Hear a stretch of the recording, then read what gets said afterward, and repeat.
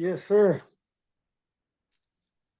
What is up, everybody? I am Kevin Iole, and I am very excited for April 13th in Las Vegas. Not because Las Vegas is the best city in the world, which of course we know it is, but because this man, Justin Gaethje, is going to be fighting Max Holloway at UFC 300. What a fight that will be.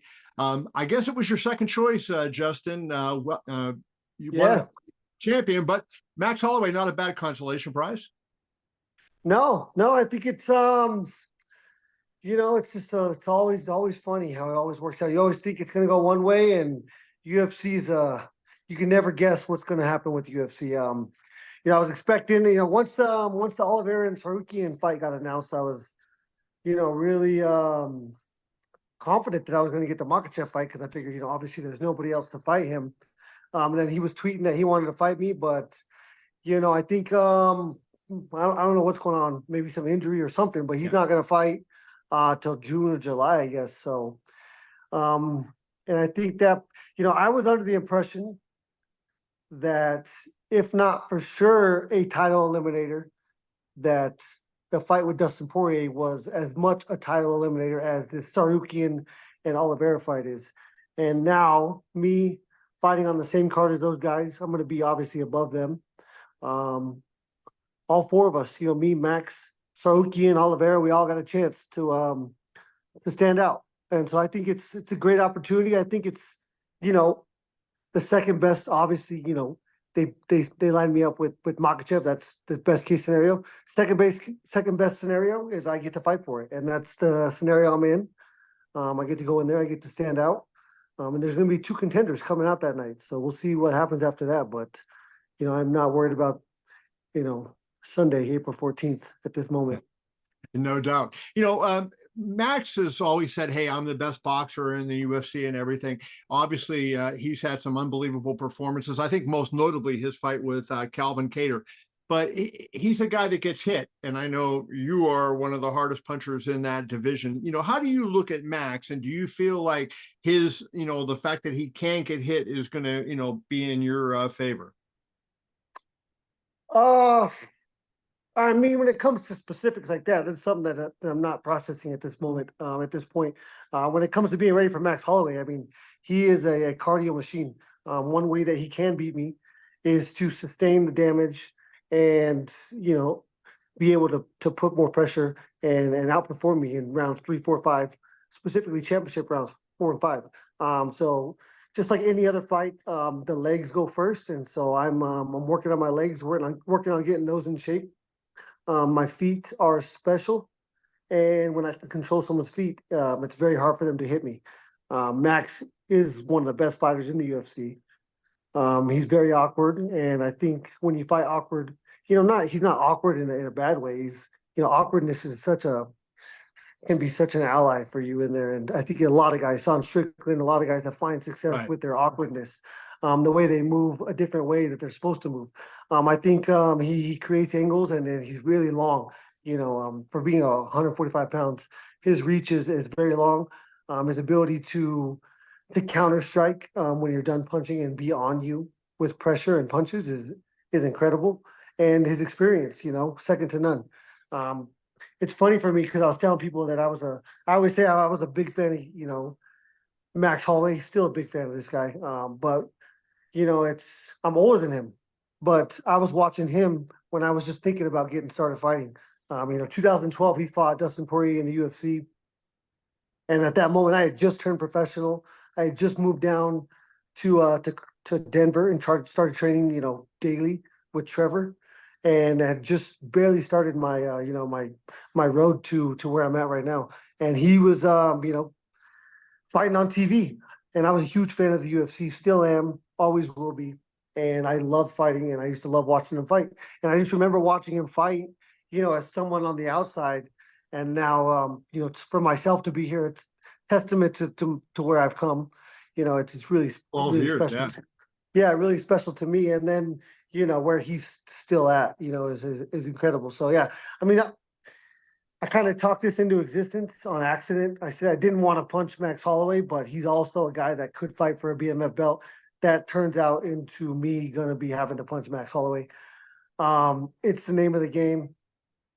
and I am the best in the world at creating damage. The last few fights, I have been very tactical and very, very, very, very, very methodical in my approach. And I think that obviously I'm going to continue to do that. And if I can do that, then it's going to be very hard for Max to overwhelm me and put me in positions where I shouldn't be. Yeah, I want to ask you about your last fight, Dustin Poirier, in a couple seconds. But when did Max first get? Because Max tweeted to you in October, saying, "Hey, how about doing one for the fans? This is what he wanted." Yeah, that was a response to me. Yeah, I had done an interview and someone said, "Hey, who are some other guys that could fight for the BMF belt?" I was like, Cerrone's gone. Most of the legends that I would put in that category are gone, but Max Holloway is definitely one of those guys. Dustin Poirier are definitely one of those guys that could fight for that fight, but I never want to punch Max Holloway. And they're like, why? I was like, he's 145 pounds. Just never been a guy that I've, pictured punching. I'm a big fan of the guy. I think he's a good dude. Seems like a good dude. I don't know him personally, but yeah. My favorite part is like now I get to. I heard his interview with you and Okamoto. I'm not sure. I think it was Okamoto who brought up the towel incident when I had to hold a towel and I exposed him to the world. I was like, the best part about this is I'm going to get to defend myself. And he was right on the money. I mean, we didn't even have a conversation. And two guys in that situation, I know how that feels. The position that he was in there. I saw him cut weight that whole week. He needed to step on the scale.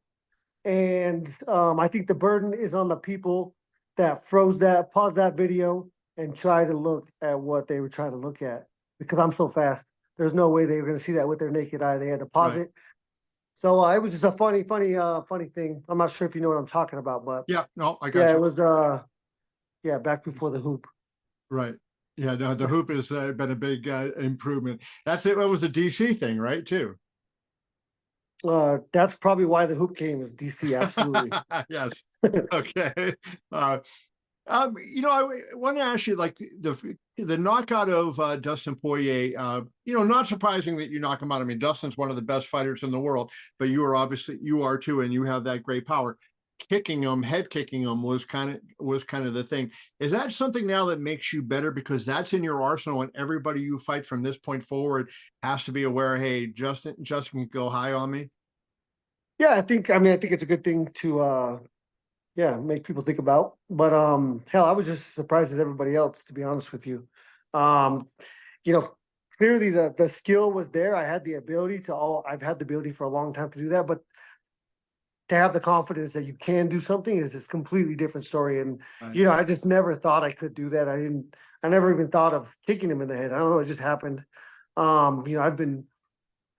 Trevor is such an amazing coach. He's been instilling automatic reactions to automatic situations for many years now.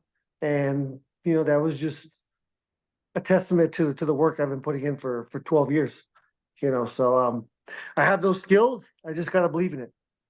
I want to ask you, you mentioned Trevor Wittman and, Eric Nixick's kind of the flavor of the day, right? He's getting a lot of the Coach of the Year honors and everything. One of the things I think is that MMA is kind of in a new phase where there's coaches who, came up in the sport and now are coaching. It seems like the coaching is better, so the fighting is better. Do you agree on that? Do you feel like the coaching is better in MMA than it has been, say 10 years ago? And do you feel that's a reason why we have so many elite fighters right now? I mean, I don't know if I can draw a direct correlation between those two things. I think sports in general, as time goes on, these athletes are going, there's going to be kids that have been doing this for longer. I thought about doing this after I was done wrestling. These kids are thinking about doing this while they're wrestling, while they're kids. The progression of the sport is going to be automatic, and it's going to continue because the athletes are going to be better, better. This is now an avenue where maybe a professional football player sees making a living here as something they could do. So they're, that athlete can maybe take this avenue. I think that's why these fights are getting better and will continue to get better. But I do think the coaching, not the coach, not the mechanics, but just the approach. This is a new sport. A lot of these coaches are new. It really is a case by case basis. Each athlete is different.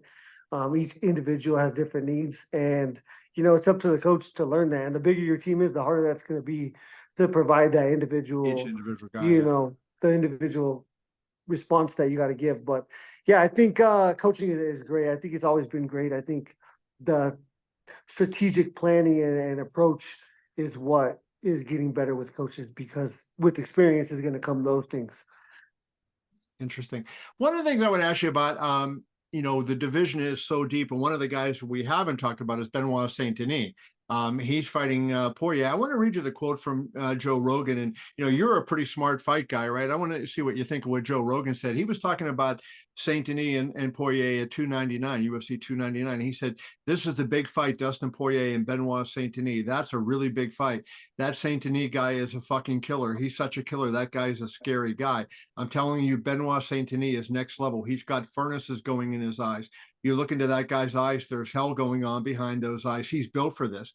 And, a lot of people have said similar things about you, right? But when you look at Saint Denis, do you see him the way Joe Rogan sees him, and as a guy that's going to be soon joining this, group of people you have at the top of the lightweight division?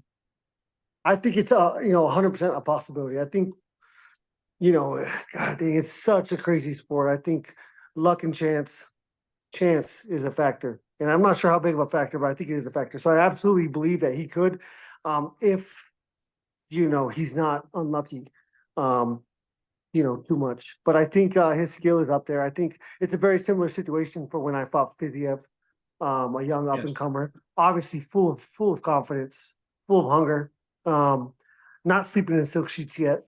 Poirier is, I was. And these are guys that are dangerous. They're young, they're hungry, they're confident, they got crazy skills. Fighting is a dangerous game, and chance is a factor. And so absolutely, I think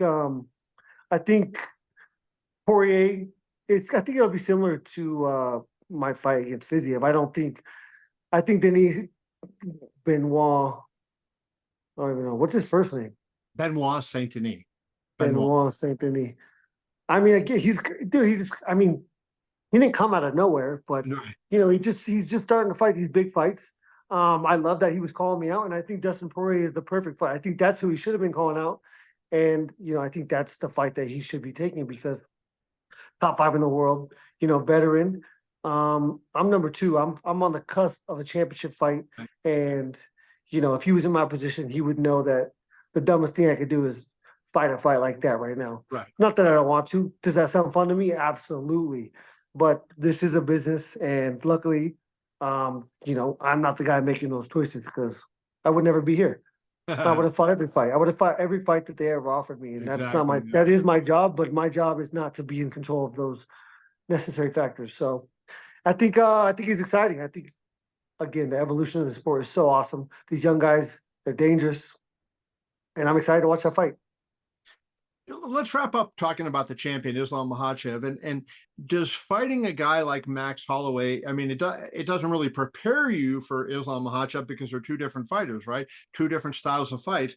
But the fact that you're going to have to compete at that level yet again and have that intensity and focus for 25 minutes, will that help you as you get into a title fight, assuming that the UFC gives you the next shot at Makhachev? The fact that you will then be there and have gone through just recently that high level, intense 25-minute fight. Yeah, I think that will be a benefit, but I think the biggest benefit will be the physical. This 12-week, I'm doing a 12-week training camp. I just started 2 days, one on Thursdays, thank God. But my body's gonna be in incredible shape. With age comes wisdom. I'm now doing everything. I'm not pushing past points that I should not push past. I'm taking care of my body. I have a guy coming to work on my body today. So yeah, I'm just doing the necessary things that I didn't do when I was Fiziev or Saint Denis. But I don't even know, what was the question. We were just talking about to prepare you for Makhachev.